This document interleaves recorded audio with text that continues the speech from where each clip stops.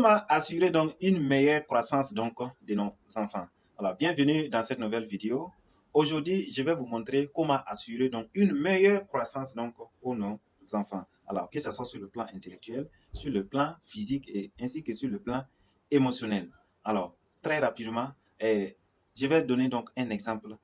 Si par exemple, vous prenez donc des enfants qui sont nés à la même période, mais dans des familles différentes, et que peut-être nous revenons dans 10 à 15 ans pour analyser le comportement donc de ces enfants, nous allons remarquer en tout cas de très grandes différences. Par exemple, au niveau donc de leur taille, on pourrait remarquer que il y a certains enfants qui sont de taille par rapport donc aux autres. Au niveau donc de leur forme, il y a d'autres qui sont en forme pendant ce temps, il y a d'autres qui sont toujours minces. Voilà, il y a d'autres même qui sont en tout cas leur taille là et leur forme là ça a dépassé. Ils ont atteint ce qu'on appelle l'obésité. Vous pouvez remarquer également qu'il y a certains enfants, lorsqu'ils font quelque chose, ils sont hyper actifs. Ils ont assez d'énergie. Voilà, ils font ce qu'ils veulent sans difficulté. Cependant, il y en a qui sont, en tout cas, chaque fois faibles. Ils ne peuvent pas faire grande chose. Alors, vous pouvez remarquer qu'il y a d'autres enfants qui résistent beaucoup. Donc, ils ne tombent pas malades rapidement. Pendant ce temps, il y a d'autres là, il faut toujours aller donc à l'hôpital. Ça fatigue donc les parents. Voilà, donc vous allez voir aussi que sur le plan intellectuel, voilà, il y a des enfants qui oublient beaucoup très vite et il y a certains enfants qui ont une capacité donc de mémorisation assez élevée. Voilà, vous pouvez remarquer que lorsque ces enfants ils sont en train donc de faire une activité intellectuelle, il y en a qui sont concentrés, hyper concentrés par rapport, il y a d'autres qui sont toujours distraits. Voilà, ils sont toujours distraits.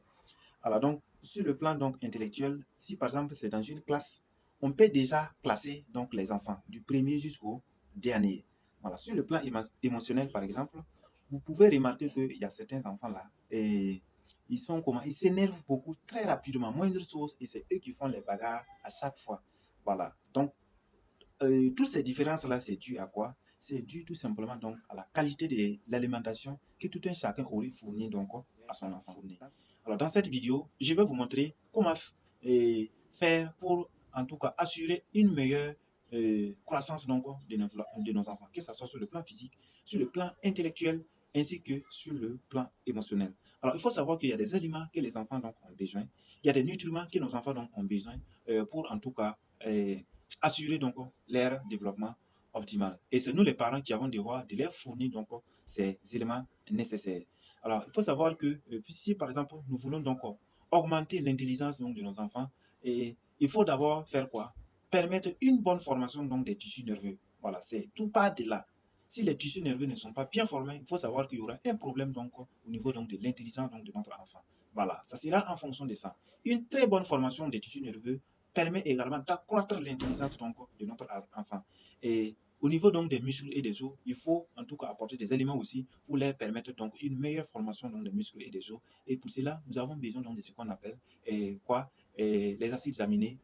Par exemple, on a besoin également donc des vitamines, que ce soit la vitamine A, vitamine B, vitamine C, vitamine D, vitamine euh, E. Alors, on a besoin donc de ces vitamines-là. Donc, on a besoin d'un apport également donc en quoi?